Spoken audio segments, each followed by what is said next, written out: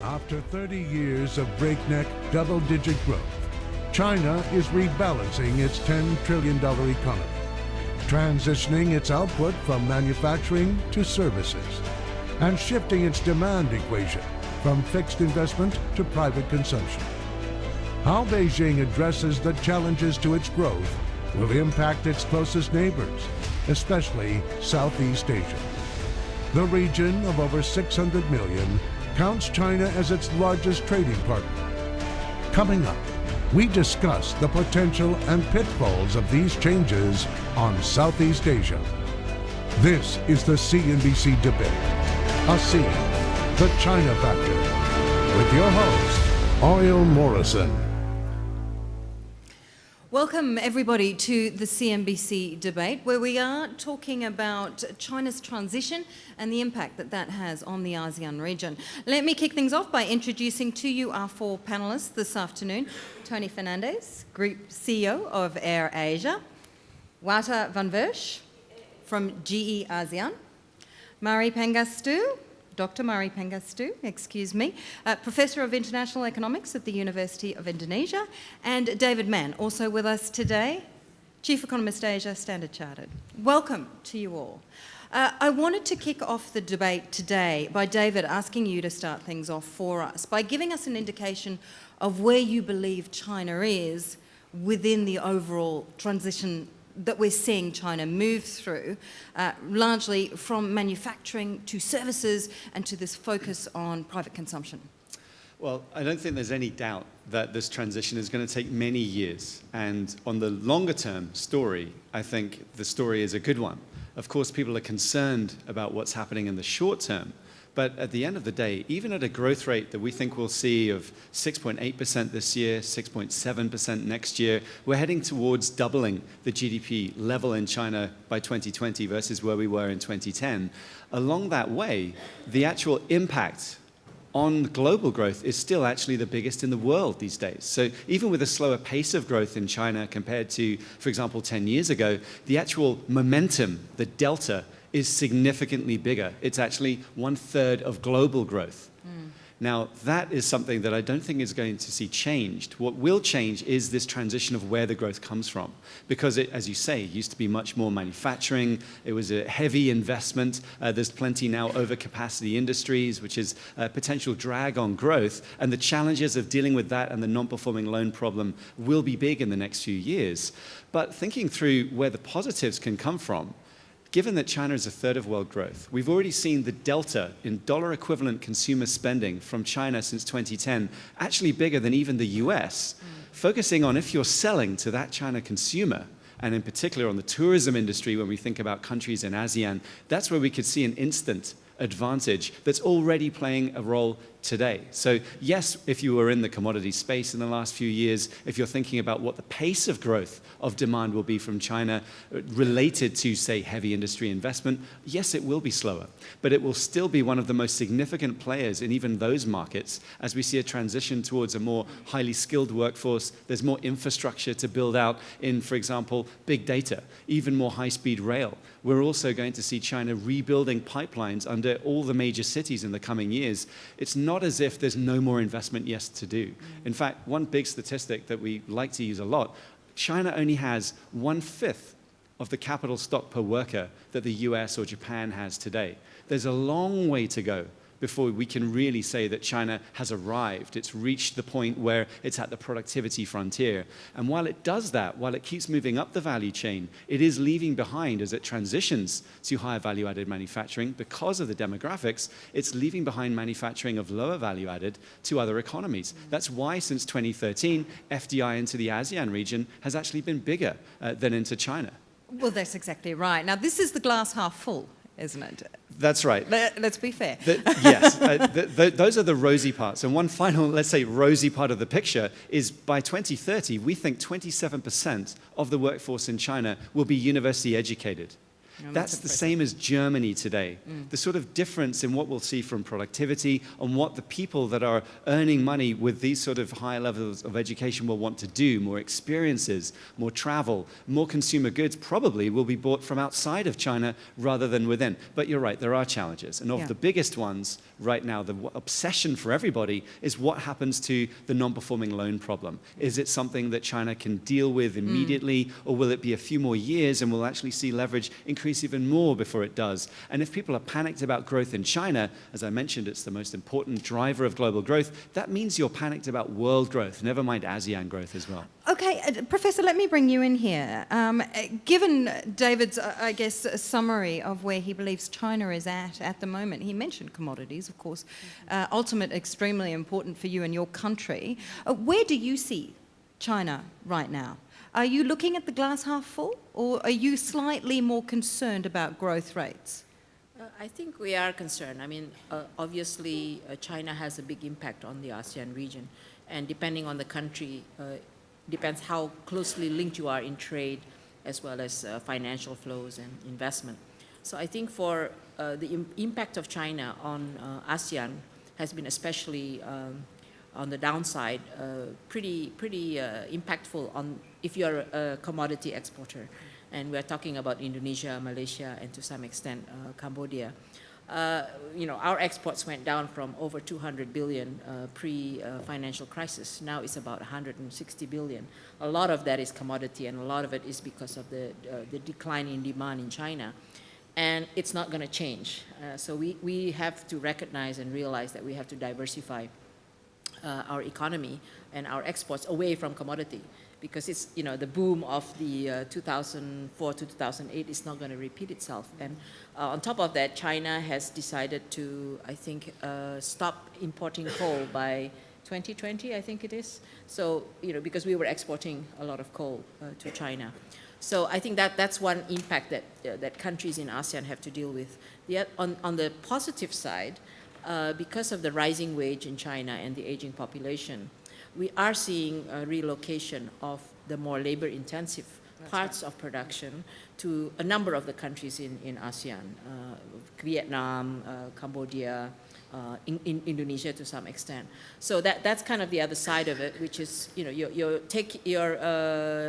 taking where China is no longer competitive. Yeah.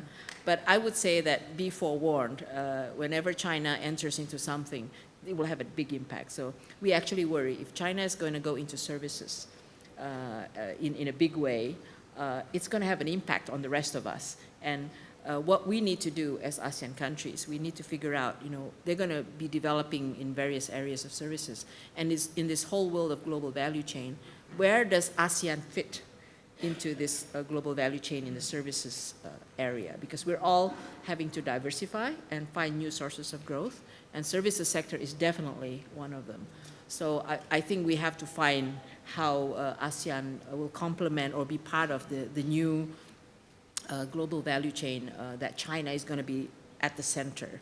And I think you didn't mention it, but I think the other part that we worry about was the scare we had last year with the devaluation of the yuan and the kind of the volatility in the financial market, which I think, reading from the outside, that's something that's still a lot of uncertainty there, and that has a lot of impact on our currencies, on the capital, short-term capital flows that tend to affect the ASEAN countries. So when we take that, what you've just described and David has just described, and put it in the business sense with you two gentlemen here, how much of this shift and this transition that we're seeing in China that we have just been talking about is actually really directly impacting your day-to-day decisions? At GE, for example, I mean, the shift in manufacturing is probably one example. Yes. So I would say the slowdown in China has had an impact on ASEAN, but there's also been a lot of very positive things, like the creation of the AEC. This is a great opportunity. The AIIB, the bank that is going to put a lot of money in order to develop infrastructure, the One Belt, One Road initiatives. So I think that from a business perspective, ASEAN is still a region where there's a lot of growth potential. We are now at GDP on average of 5%, but I think this can be sustained in the years to come. So for a company like GE, we are present in all the countries. We are bringing the infrastructure that the countries need. And we are very local, so we have our manufacturing in the region. We have about 15 plants at this moment. And this is the way we want to address ASEAN. We really want to be in ASEAN for ASEAN. Are you bringing more manufacturing out of China? We're not bringing manufacturing out of China. We have a global manufacturing network, but we're leveraging more and more the local ASEAN manufacturing. And we are growing actually in the region. We recently announced the acquisition of a business from Doosan. This will bring us two new factories in Vietnam. So our footprint is really growing strongly. Yeah. So talking about, you mentioned the integration, and Tony, obviously this is something that you're going to be able to take a full advantage of, I would imagine, the integration of the ASEAN region, you know, as attention focuses on the AEC as a whole, as potentially even a competition to China in terms of size and growth rates. Yeah, I think so. I mean, I was very nervous coming onto this panel because there are a lot of very smart people, but I'm very thrilled that I understood both the professor and the chief economist what they were saying. It's always a challenge when you come to Davos, the World Economic Forum. Maybe I'll just turn around a little bit because I see two opportunities here. Firstly, it's a great opportunity for ASEAN to obviously get some of the manufacturing back. But I also think it's a great opportunity for ASEAN to diversify itself and provide more of the service side to China and also provide products that could be used by the new consumers in China, as you say, going up to 27%. From our own point of view, you know, we have seen no slowdown in Chinese consumption. Our passengers grew 37%. You know, we're going to a city called Shantou. I never heard of that city. When I was in Guangzhou, the mayor said to me, "Would you fly to Shantou?" I said, "Where is it?" And he said, "You know, a couple of hours north from here." And I said, "How many people has it got?" He said, 8 million. I said, "We'll fly tomorrow." And so there's a huge opportunity. You know, we carried 8 million Chinese into ASEAN last year. And the first quarter, we grew 37%. So I see a huge opportunity still for a lot of manufacturing companies, a lot of SMEs to really take advantage of the shift in the economy. I don't necessarily see it as a negative. And I think also for this fourth industrial revolution, Chinese investment into companies such as GrabCar, etc., is creating some fantastic ASEAN brands. From the ASEAN standpoint, I think, you know, I've been a big advocate of ASEAN getting itself together as an economic and reducing itself and creating this single market. And I think we have to, in terms of China moving its economy, will become not relevant if we don't get together. But if we get together, we have 700 million people, and it will be a strong competitor and provider to China. So I think it's a great opportunity now, as China shifts its economy, for ASEAN to really grab and run with it and really get this economic union. It's been a very successful political union, but get the economic union really working. So that begs the question, doesn't it? Can the ASEAN region as a whole and the ASEAN economic community become an alternative investment choice to China? I think so, and I think it's already happening. So, you know, our trade relationship with China had been based on what they needed to grow and to build infrastructure and to be part of the so-called production network for their exports. But that's all changing. So, you know, the commodities have declined, and even for the countries in ASEAN, which are part of the production network in electronics, for instance, the parts and components also declining. So, and a lot of that, some of that will be moving to ASEAN. So we will be able to attract investments. And I think, you know, given the growth in consumption, it's a different trade pattern, if you like, now, because we are now selling final consumer goods. We're selling to the consumer goods and services like tourism. So we have to, it's a different relationship, which will actually be linked to investment also. So take, for example, Nike shoes. They produce in China, they also produce in Indonesia. But we export Nike shoes to China, and we also import Nike shoes from China. So because it's the consumer, you know, it's the different types of shoes that you are talking about. And for tourism, as an example, that's also, as Tony pointed out, a big growth area where I would foresee that there would be Chinese investments coming into our part of the world, to, you know, like the Japanese did back 20 years ago when they started going out. You know, Chinese hotels, Chinese airlines definitely also already increasing their flights. The opportunity for ASEAN to create brands and to export products to China that's right, is an amazing opportunity for ASEAN. Yeah. As opposed to just being an exporter of raw materials, we now, with the cost base and by having a single market and utilizing that single market, we can create products as opposed to being buying them from them all these years. We can create brands and products that can be exported to China. And that's where I see the excitement for it. And that's why I keep pushing this ASEAN agenda, that if we can create some ASEAN brands and ASEAN champions, then you reverse what's been happening over many years, because obviously their cost base is going up, they're becoming more service orientated, they still have to consume and buy goods from here. So the opportunity for ASEAN brands to start exporting to China is huge, and also to India. And that's why we keep pushing this mantra of creating a single marketplace. There's actually some really interesting, I think, two really big points that have come out of this just from the discussion in the last few minutes. The first one is on the story that we have about how you can have a brand that you sell to China. Korea, I think, is a good example of already doing that.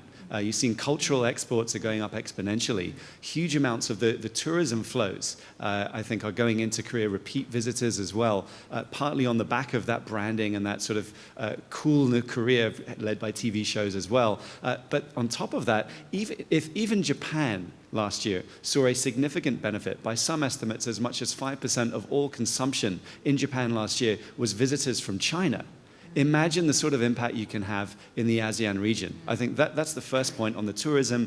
You bring in more airports. Simple as that. Provide more of the things that people are looking for, the experience, the shopping, the full service. And there's certainly plenty of demand within this region, not depending anymore. We're not even talking about the West in any of these opportunities. The second one, though, is I think where Northeast Asia loses out versus China compared to in Southeast Asia, where there's still complementary business to be done. And that is where lower-end manufacturing, those sort of lower-end consumer goods products can continue to be produced. China's moved away from that.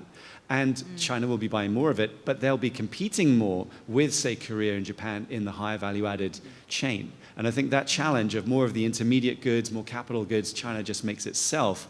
That's where part of the transition is a challenge in the north and not as much of a challenge, in fact, has raised opportunities in the south. Maybe one additional point, for example, if I look at the quality of the people in ASEAN, from our side, we've built one of our key workshops in aviation, so Tony knows well, which is in Kuala Lumpur. And this workshop is servicing and overhauling engines coming from all over the world. So 30 airlines are bringing their engines there, they are put back in shape and sent back. So we really use ASEAN as a sort of a platform for outside of ASEAN even. Well, what are you getting by bringing your facility here into KL? Is it cheaper labour? I think it's a mix of things. First of all, we have one of our best customers, of course, AirAsia. You shook hands. I bought 1,000 engines from him. He has to say that. And he's very happy, so that's good. Happy customer. So that's of course one part of the thing, but also the quality of the people, the cost, of course, the experience that we get here. So it's a great first step. We're going to go further. We're going to bring new capabilities into this shop. And I think it's a great way of helping ASEAN, but also helping the world through ASEAN. So, Wouter, just to stay with you for the moment, because this is something that you and I discussed prior to the panel starting, which I think is something that Tony can also weigh in on, and that is this rise of the digital world, I guess you could say, and what is referred to as the fourth industrial revolution. GE is playing a key part within that on a global scale. So how does the ASEAN GE experience fit into that? Like, how does it compare, for example, by technology that used to all come out of San Francisco? Yeah. So I think ASEAN has a key role to play. So first of all, we are really in a transition to digital. We've had the consumer internet, now we are really fully going into the industrial internet. GE has invested big time in this. We have set up a specific division on it, GE Digital, And we have put together all the capabilities we have internally to be able to analyze all the data that are coming from the machines, be it aircraft engines, power plants, oil and gas, scanners in hospitals, and through data analytics and asset performance management tools, being able to help our customers to improve the productivity and the performance of their equipment. So this is something that we are doing now. We have, by the way, in Kuala Lumpur, what we call an eye center. So we have about 800 turbines and compressors in the oil and gas industry that are based in 37 countries around the world. They're all monitored in Kuala Lumpur. And on a live basis, we are providing inputs to our customers on how they can improve the performance of their equipment. So it's something that is happening today. And I think it's going to be a huge change. It can represent billions. I told you, for the industry, in terms of savings, we is estimated to be about $150 billion a year of savings in energy, aviation, healthcare, and oil and gas. So it's a big thing. So when you look for your upgraded technology needs, or you look for better planes, better equipment, do you look to the ASEAN region for that? In some ways, I mean, like in Indonesia, we find a very active internet and developing house, a lot of talent there, and we've actually invested in talent. I think this fourth industrial revolution is very exciting for ASEAN, and actually it's going ahead of what the regulators have done, because there are no regulators there. Government hasn't got involved, and that's what's exciting. You know, can you imagine if we had in ASEAN an Alipay situation, or a P2P, where liquidity is given throughout the ASEAN market? These are all things that I think are going to come, and as I mentioned, Grab Taxi and Zalora and all these other ASEAN-based models. But you know, still, these businesses could be so much better if, for instance, e-commerce. I think if there would be so much e-commerce that could be done within the ASEAN markets. But ASEAN has to get this single window together. China has a single window, and that's why the consumption from 1 billion people is easy, because Alibaba can ship around China without tax and all these other issues. ASEAN still, to ship products, great products from Indonesia to Malaysia, requires clearance and taxes and all these other things that impede true commerce. That's why I've been pushing. The technology is there, the talent is there to really grab hold of this industrial revolution and create a really thriving e-commerce industry. But ASEAN has to sort out some of these trade issues and make it easy for e-commerce, make it easy for entrepreneurs to want to create a P2P system within the country, a great logistics system. What is Amazon? Amazon is a logistics company, a very, very efficient logistics company, right? And if we had an Amazon in ASEAN selling goods amongst ASEAN, there'd be a huge market. If you go to Big C in Thailand, you see Chinese coming there and buying tiger balm and all kinds of things and taking it back. Similar in Indonesia, similar in Malaysia. But these could be bought electronically. Again, logistic warehouses need to be set up, easy for goods to be transferred throughout each country, easy for customs, etc. And we could create a very powerful e-commerce and create many more brands going forward. So there's a bit of work to be done.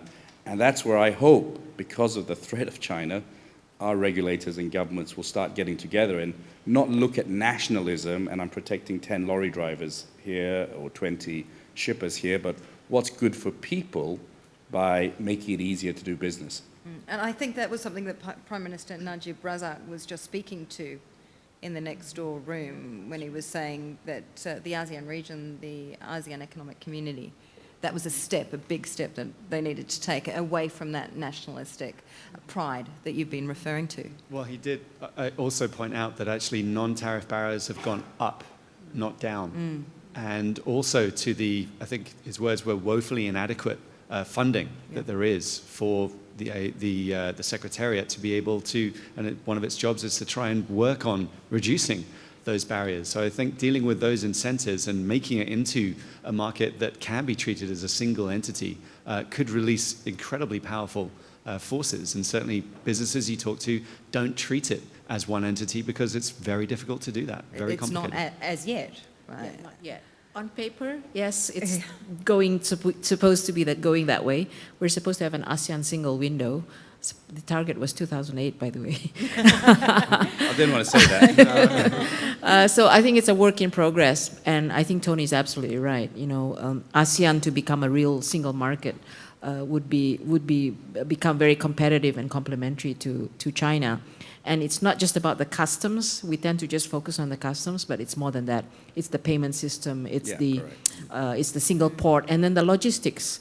Because we tend to deregulate or reform only bits. We don't look at it end to end. We really have to look at it as from the factory to the shelf, and that's the most logical way to see it now. And on top of that, now you have the digital platform as well. And we are nowhere in the discussion about e-commerce in ASEAN, and I think we have to really advocate for that if we're going to become really a single market, which will be important competitor to ASEAN. And I'm going to put a plug in for you for the tourism side too, because that's the other thing. We want to attract tourism from China, and we have intra-ASEAN, it's free visa. And now Indonesia, last one to be perhaps on board to allow free visa for Chinese to come.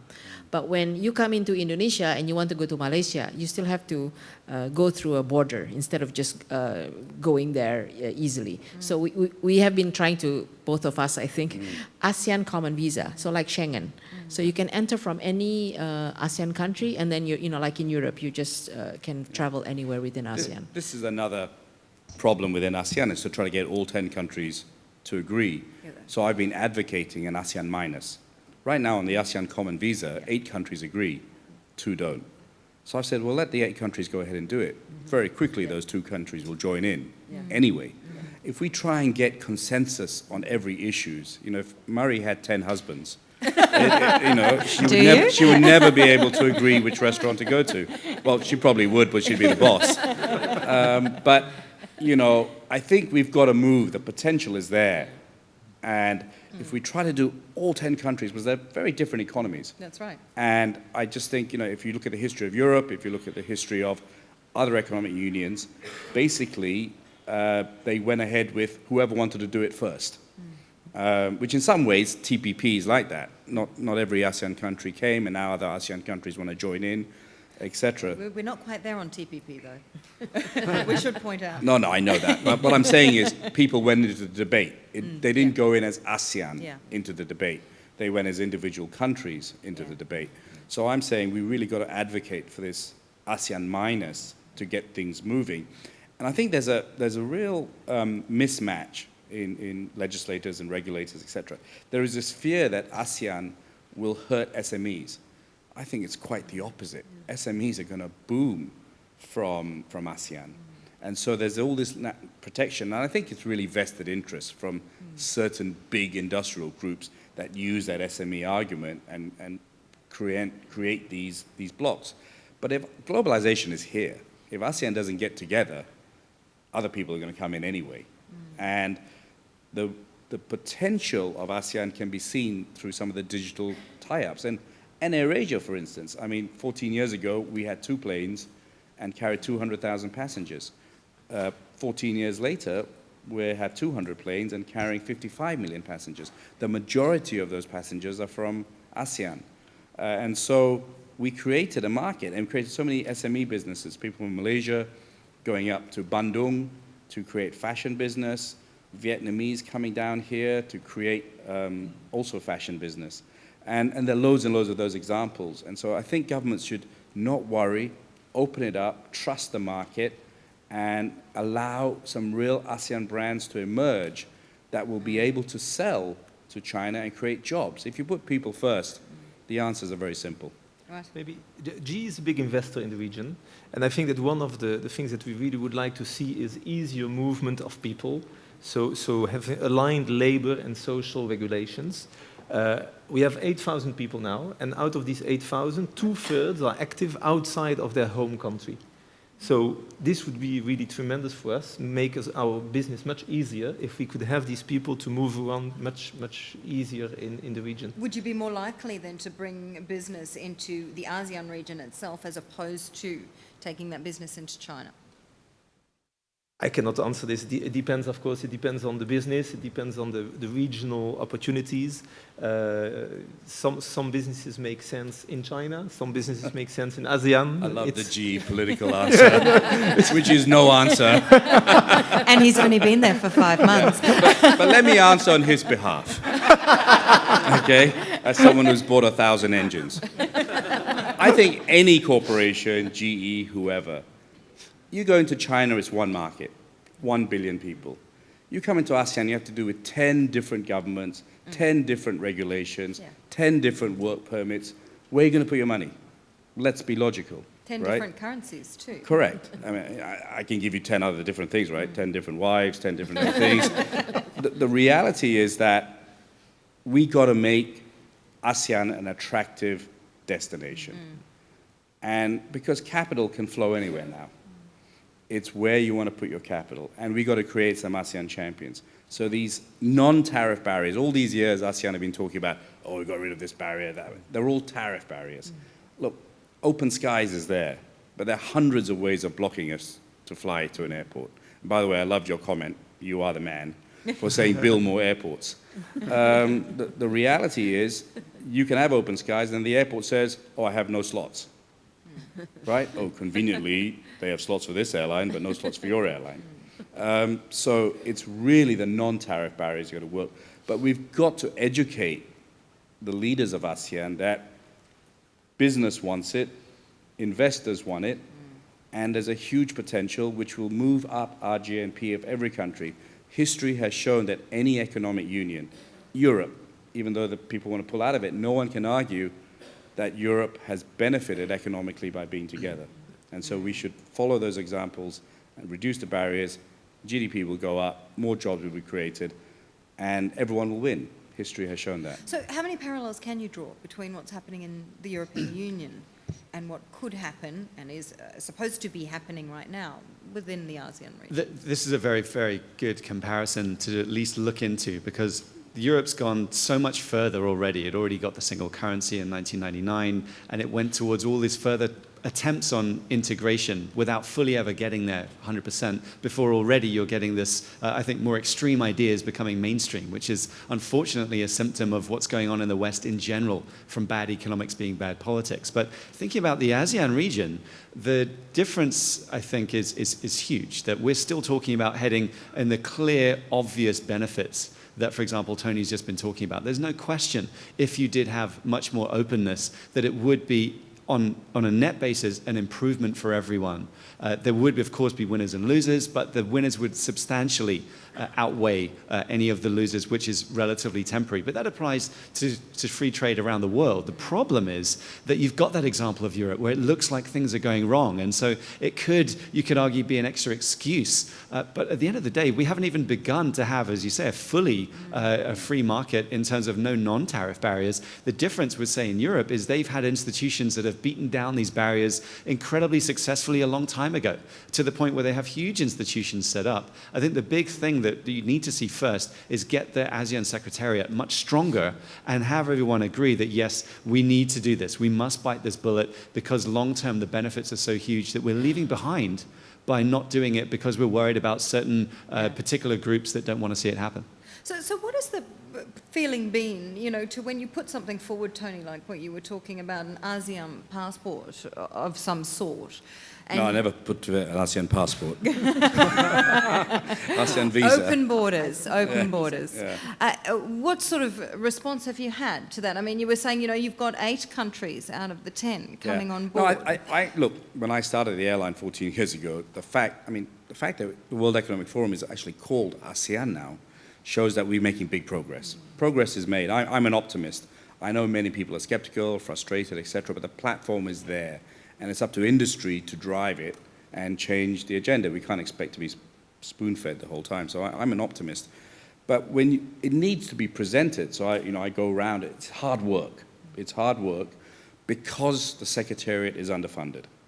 And I've been advocating more budget into the Secretariat. If there was an aviation and tourism specialist in the Secretariat, that we can put a proposal together. So right now you have to go to 10 different countries with a proposal. But the proposals, once you present it, we have very pragmatic governments and very pragmatic, they're beginning to get some traction. You know, we're pushing on common ownership. The distribution, there's such a waste of capital by having airlines only allowed to be owned 49% within ASEAN and 51, and today the WWF released a paper actually, which is something we've been advocating. So it was great timing. When when I went to Thailand, when I went to Singapore, and Indonesia, and Philippines, people are getting traction and beginning to understand it. But no one has really laid out all these issues and show them the benefits. And that's why I echo that the Secretariat really needs to be beefed up if we want to get to this nirvana. So to answer your question, I do get positive responses. It isn't, no way, this is out of the question, etc. I mean, I met the Minister of Finance yesterday in Indonesia, and very positive on so many things that we've been discussing today. It's just getting everyone together and, you know, pushing it through. I don't think anyone's against anything we've said today within ASEAN. Actually, we have data to show that whether it's trade facilitation or visa facilitation, net it's positive. You know, you're creating more trade, more tourism flows, more jobs, more foreign exchange.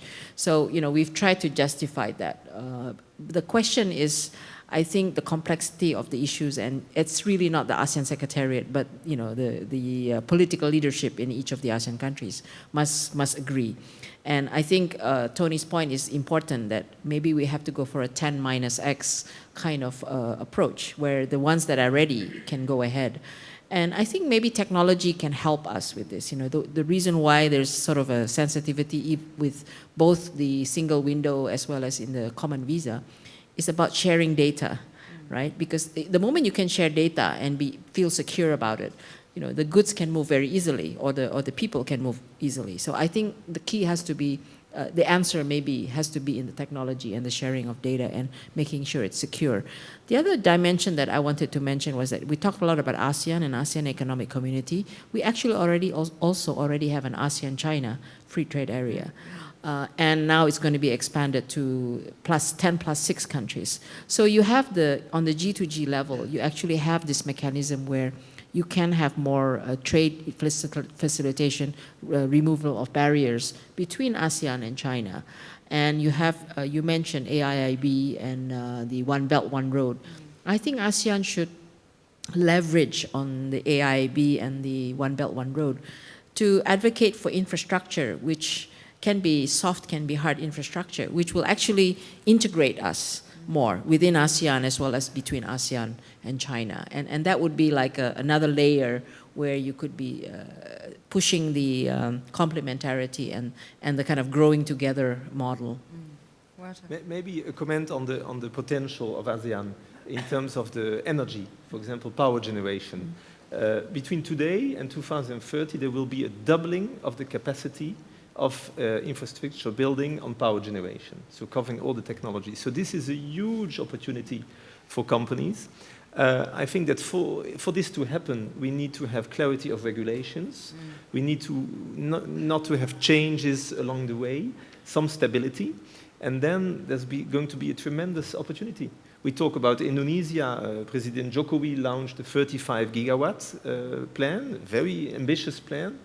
But companies like GE are fully gearing up to support this, and we'll have, by the way, our first 500 megawatt will be operational at the end of this year. This has been done in 6 months, so very quickly.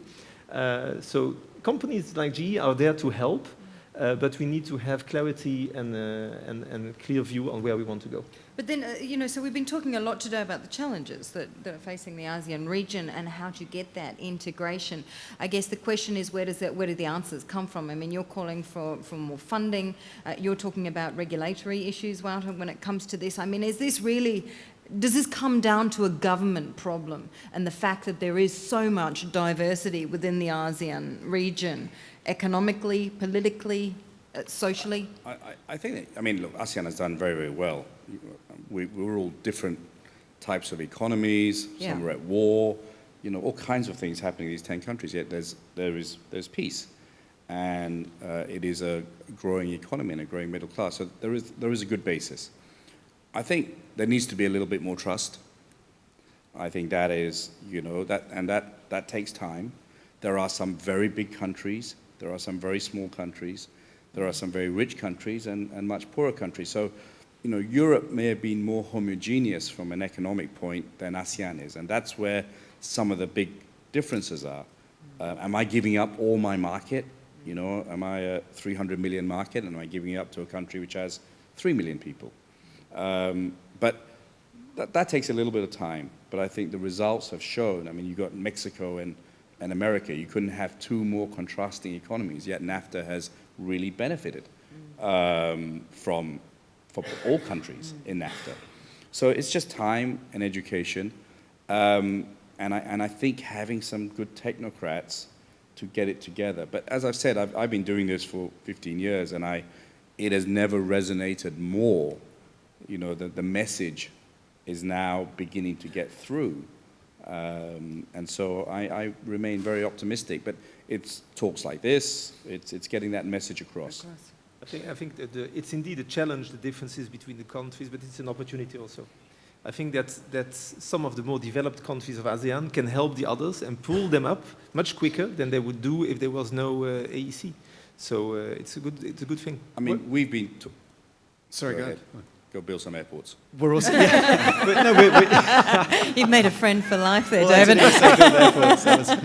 No, I couldn't agree more on the certainly building obvious things like airports. How else can you physically boost tourism if you haven't delivered an airport? It's a very binary thing. Either it's going to happen or it doesn't. And I think on the implementation, it's been that word that's repeated again and again at these sort of forums all the time. And it deserves being repeated because it's so critical. It's probably going to be the biggest differentiator for which countries do well and which countries lag behind on how well they deliver on actually implementing their existing plans. So even before we come on to talking about what a difference the AIIB could make, how much more private capital could be attracted in, and we know that private capital from all over the world wants to move into related investments where it is emerging markets infrastructure and out of major bonds and sovereign markets, particularly negative yielding ones. This is the biggest differentiator. Will we see delivery of what's already the existing plans? And there has been, to be fair, a big disappointment last year on this front. However, I think since the second half of last year, there's quite a few economies in the region that have started to do a lot better on this front and deliver a lot more, partly recognizing that global growth isn't going to get a lot better. China is transitioning. It is good on the long term, but you need to do more to help yourself. And if you crowd in private investment from delivering on infrastructure, I'm not saying anything controversial here. Yeah. It's a simple case of can it actually get over the finish line? Are we going to do this or not? Yeah, Professor? Yeah, I think you're absolutely right. I mean, if you look at Indonesia, kind of, we didn't really focus on deregulation and trying to have more clearer regulations until probably around September last year, when you kind of realize, okay, hey, the world situation is not so good right now, so you better get your act together. And that's why I think in terms of timing, there's nothing more than a good crisis to get people to do reforms and so on. And so I think we need to do national reforms, and we need to get our act together in ASEAN as well. In the past, ASEAN, same thing. You kind of get your act together also when you know you're facing not a friendly external environment. And where more to grow than to make your region grow within your own region, and hope when the world situation picks up next time, you are already ready to face the competition. So I think Tony's right. I'm also optimistic, even though we always have our comments about how fast ASEAN should be going. I'm basically an ASEANist because I think ASEAN is a process. It goes like this, and we need to keep on pushing it so that it can really rise to the challenge that it needs to, given today's external situation. So given the opportunities that we're talking about here today when it comes to a slowing China, very much, again, going back to the glass half full approach, what is the biggest danger out there of a slowing China for the ASEAN region? Well, I think we've got to start off by answering the question of why has ASEAN managed to outperform in the last few years, even in the post-global financial crisis world where global growth was weak. Asia is the most open to trade in the world. So surely, why didn't it do even worse, actually? It did better. And one of the reasons is why it outperformed. One was excessive leverage growth. And we've seen that in certain markets, even within ASEAN, using leverage did pick up. There was ultra-loose monetary policy that helped. Second was FX. Since 2013, currencies weakened. It flattered some of the export data. And then you have the China impact from the original investment that's now tapering off. So the urgency there is now, actually, of dealing with the fact that the global demand story is going to remain weak. Certainly in the West, it's unlikely you'll see any big fiscal boost. It's going to stay soft for a long time. We need to see a lot more of the domestically driven growth. So actually, I think you should just assume that, let's say China stays relatively soft, that actually you've got to be driving more growth from within. Now, there is one positive that I think even within this challenge, even on saying, oh, China's slowing, look at commodity prices. The fact is that the commodity price drop was driven by a bubble in supply. It was not because of insufficient demand growth. There's a huge divergence these days. One of the biggest differences between volumes of exports and value. And the value number is what everyone looks at. That's the headline that comes out, hits the screens, and that's the one that's down double digits. But coming back to Tony's point, volumes, if you look at number of passengers, for example, has it been collapsing coming out of China, for example, or elsewhere? Actually, the volume numbers, even on demand for commodities, has not been that bad. 2015 was one of the biggest years of growth in demand for oil since 2010. So if we're right that it was really a bubble in supply, and we've already seen a collapse in investment in future supply, I think actually the next 18 months, you could be talking of a story of some of these positive surprises that could come just from the value recovering, even if volumes and the like stay flat at around the growth rates we see today. So coming to the money question, it appears that when you're talking about, even when you're talking about the negatives in China, David, you're still positive. I like to see the glass half full, that's right.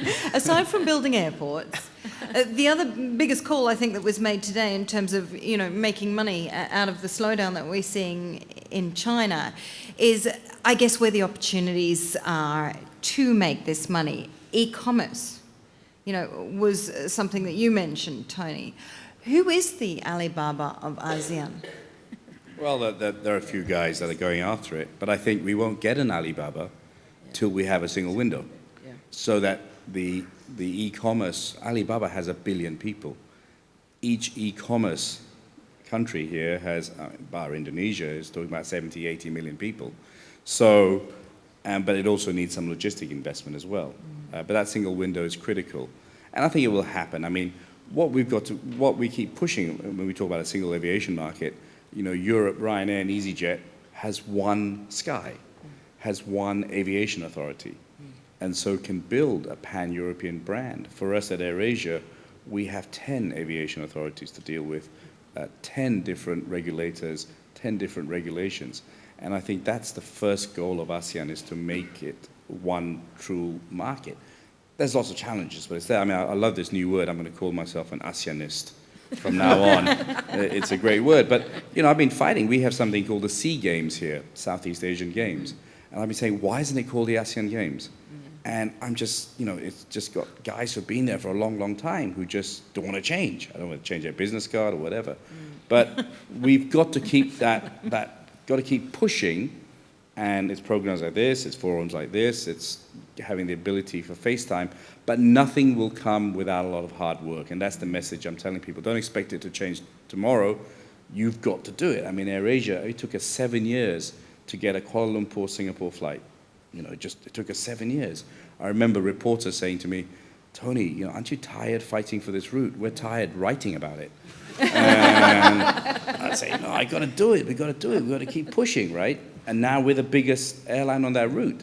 So I encourage everyone to believe in ASEAN, to be an ASEANist. Love that word. But it won't come without hard work. It needs the ASEAN community to tell their leaders, to show the benefits, and to work on it, and it will come. Okay. All right, we are getting very short of time here, so let me just ask you all for some final thoughts on this particular topic. I mean, what I'm taking away from what we've been talking today is an incredible amount of optimism within this room when it comes from, the economy, the academic side, but also when it comes from the business side. So, Wouter, let me kick things off with you and ask you to just, what are you taking away from today's session? From my side, I love ASEAN. I think this is a great place. There's great potential, great people. As a company, we want to grow. We are ready to build the infrastructure that is needed, and that will help to speed up the development of the countries. So I think there is full of potential. Of course, you need to be patient sometimes, but that's okay. We are patient. We've been here for 100 years, so it's okay. We have, Your best customer is patient. yes, of course. So if he's patient, I'm patient. At the right price. Tony? Look, I'm an ASEANist, and I'm very optimistic. I think China makes doing business for ASEAN easy. China slowing down means ASEAN has to work harder. And, you know, at AirAsia, we always grew better during a crisis. As Murray said, don't waste a good crisis. Having easy business makes us all fat and lazy. Having to work harder, ASEAN is going to have to think and be creative, and I think that's a great opportunity for the people of ASEAN. David? We're clearly in a neighborhood, a good economic neighborhood, where people feel like tomorrow will be better than today. And it's not necessarily the case in, for example, a lot of countries in the West. People don't have necessarily that same feeling. And so I think it's a good location. It's got huge upside because of all these barriers. So everything's happened despite all these challenges that we've seen. Imagine if we had, let's say, the optimistic scenario in the next few years of so many of these barriers coming down. I think that is a huge advantage. If you're worried about a collapse in growth in China, though, you should be worried no matter where you sit in the world. But if you're sitting here, at least you've got the right neighborhood in terms of just tourism, never mind the opportunities that are there in manufacturing, and also from the AIIB being a positive disruptor, creating even more activity that you may see coming from the other multinationals on trying to help deliver infrastructure all over this part of the region. I think we should look at the challenges as opportunities and to diversify, to increase the productivity and competitiveness of our economy. So this is an opportunity for structural reform in each of our countries. And ASEAN should be used as the framework also for the undertaking the structural reforms as it has happened in the past. But I think for us to be more optimistic about ASEAN, it will still be about political leadership to take that task on. And it would require some of the larger ASEAN countries to really rise to the challenge of taking that political leadership. And I think it's very important for ASEAN to be strong and to be, you know, that kind of, we always talk about the centrality of ASEAN. Because otherwise, in this competitive world with TPP, with all kinds of other regional organizations happening, ASEAN can become not relevant anymore if we don't meet with the challenge. Okay. Ladies and gentlemen, please help me thank our panelists today. David Mann, Murray Pangestu, Tony Fernandes, Wouter van Wersch. And that is the CNBC debate. Thank you for watching. Now, ladies and gentlemen, just before we move on, that is the end of the televised portion of the debate. So before you leave the room, let me ask you, if anybody out there wants to take this opportunity to have this incredible panel in front of them to actually ask them any individual questions.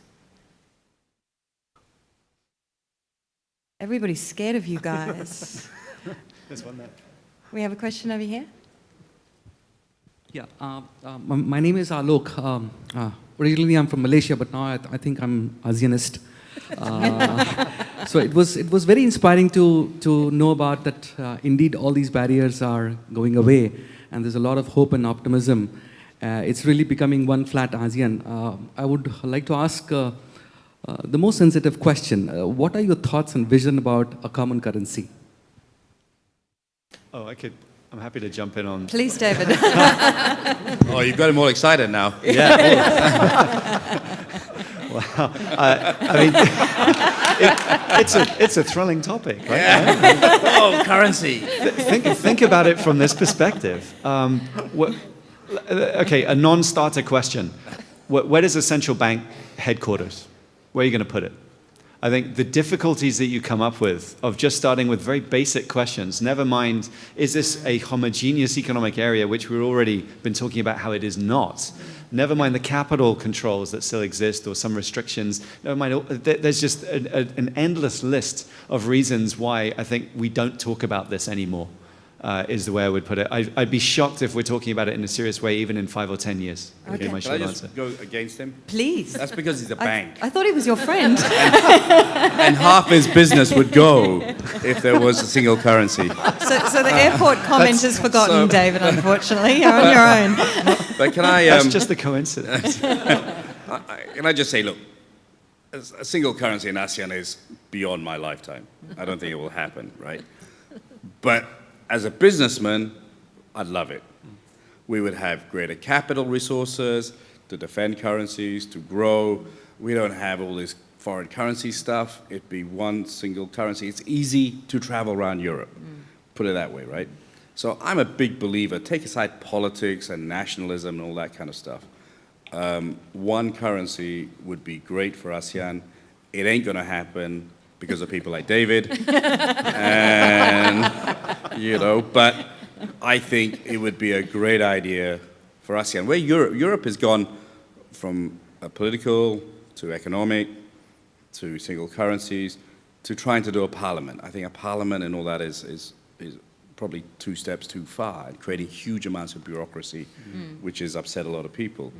But as a businessman and as a functional person, to have one currency, because I fly around, Philippines, Indonesia, and it's a pain in the back to have this, right? So I'm just saying from a simplicity thing, we like things keeping it simple. One currency would be great. The less bankers we have, the better. Just two more reasons. So, 2 more reasons on why He's coming back. I got to come You've back. got a debate now.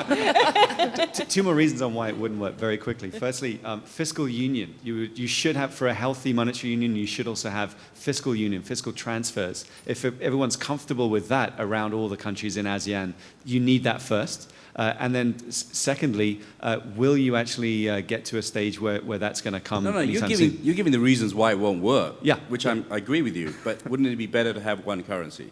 Oh, and also, if you have an inappropriate No, you're not monetary answering my policy- question. Answer the question.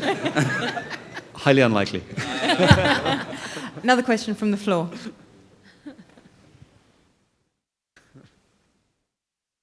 Hi, my name is Christiana with a German press agency. I have attended these forums before. Corruption has always been a subject, but I haven't heard that word mentioned at all today. And I wonder whether the fourth industrial revolution does away with the problem because it's just swept away, or is it just swept under the carpet? And is corruption actually inhibiting the forces that might come with the fourth industrial revolution? I think corruption is bad, and I think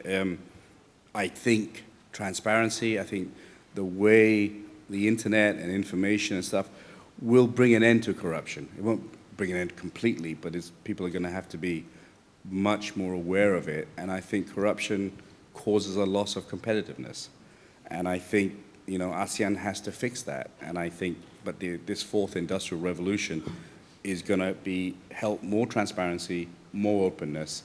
And citizens of countries will demand more accountability. So I think it's nothing but a good thing. I think people are going to demand it. And where was I? Basically, I think that corruption is something that needs to be dealt with. It's beyond our scope, but I think the people of ASEAN will demand for more open and transparent accountability. Yeah, I agree totally. I think we have to see elimination of corruption as a process. It's not something that happens overnight. 20 years ago, we couldn't even say the word corruption openly in Indonesia. Look how far we've come. Obviously, it's still not totally eliminated.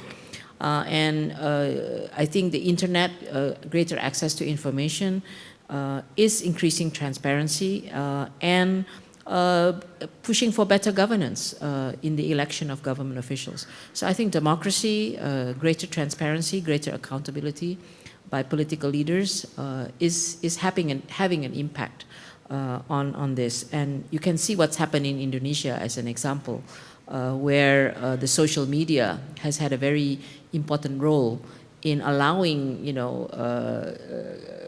those who we thought would never become president or become governor or become mayor to actually sit in leadership position. If you like, the old oligarchies have been busted because of this process. And it is the millennials, by the way, who have been part of this process because of their values. They have a different value system of wanting greater democracy, greater transparency. And I think we have now, Myanmar has joined as another democratic country in ASEAN, which I think is also great progress if you look at ASEAN, where ASEAN was and where ASEAN is today. We have another question at the back, just over here. Hi, so ASEAN has been very fortunate to receive some additional global attention thanks to President Obama's pivot towards Asia and his love, frankly, for the ASEAN region. Taking the long view with the US elections 6 months away, I'm curious to hear your thoughts if a Trump presidency perhaps hinder or dilute the growth and some of the development that all of you have put in towards helping ASEAN sort of move forward. Are there any American businessmen in the room? No. There you go. You are, aren't you? But I'm not American. No, he's not American I'm now. Dutch, so because he has to answer a Trump question. Hey, I'm sure Donald Trump will love ASEAN. Just bring him out here and he'll love it. And if he wants to build a wall in Mexico, I'm sure some ASEAN contractor will do it for him. But it's the Mexicans who have to pay, right? Wouter, have you got anything to add? No. I don't think it's a controversial comment to say people are uncertain over exactly what policy would look like, especially on that sort of front of what we're talking about. Yeah. But let's focus back in on what we can be fairly confident on, which is how much do we depend on the US these days for growth compared to 15 years ago when it was a quarter of world growth. It's now, we think, number 3 in the list of the most important drivers of growth in the global economy. It's China, it's Asia, ex-China and Japan, then it's the US. So I think it would be a big deal, and certainly on the financial front, I think a bigger deal is whether or not we see, for example, 1 more rate hike or no more rate hikes or 5 more rate hikes from the Fed. The financial linkages, I think, are much bigger now than the economic risk. So even if you were to say have this, some more of the unpredictable issues come up, I'm not so sure it's going to be it should be as much of an economic hit. Of course, it wouldn't be good, but it's not something that I think would panic people as much as it would have done 15 years ago. It's another reason for ASEAN to get together, in reality. Yeah. And when I started AirAsia, everyone was fixated on China and India, etc. And I said, what if we create an ASEAN market? And then we're kind of shielding ourselves from the shocks in China and India or the rest of the world. So I think I've always said that let's create a great internal market in ASEAN so we're less worried about whether Donald Trump is going to be, well, that's kind of scary. Donald Trump is going to be president of America. But, maybe the dollar will collapse. And then it will be cheaper to buy GE engines. Always the optimist. Yeah. Okay, we are out of time. Ladies and gentlemen, one more round of applause for our panelists, please. Thank you.